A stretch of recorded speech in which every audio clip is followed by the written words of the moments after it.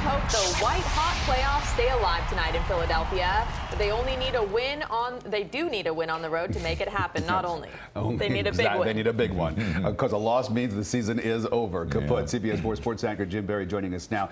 What's your gut tell you about D. Wade if they do not win tonight? Well, you know what? He is not talking about it, but clearly he has to be thinking about if this is the end for him. And I don't think he really knows, quite honestly. And I think it really depends on what Pat Riley does with this roster because, look, if the Heat lose, then Pat Riley really has to do some serious thinking about whether or not he has a team that really can contend. If he presses the rebuild button, which is not Riley's style, by the way, then I think D. Wade is done for sure. But if they land a whale, pull off a trade for somebody like Kawhi Leonard, then I think D. Wade hangs around. So I think it all depends. But he understands right now he has to think about just tonight only. Yeah, it's a big night. And it's been a really physical and sometimes bloody season. Do the Heat really have the strength to match up against the 76ers? Well, you know, I think it worked for the first couple of games, but as the series has gone on, I don't think that has bothered the Sixers, quite honestly. And I think maybe the Heat have gotten the worst end of that. As you pointed out, Ruta Bay, Justice Winslow looking bloody. We saw the blood dripping from his eye right there. That had to hurt.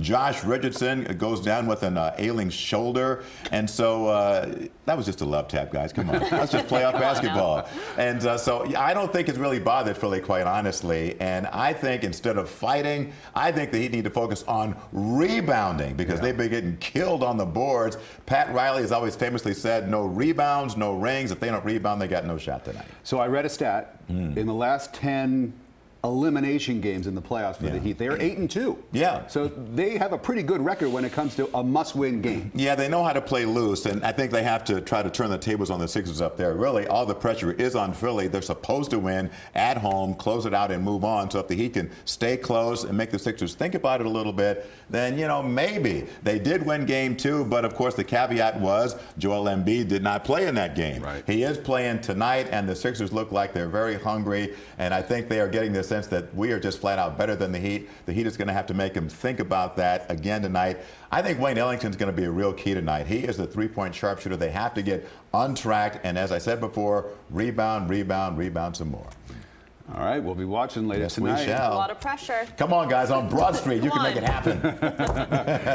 Thanks very much. All right. Thanks, Jim.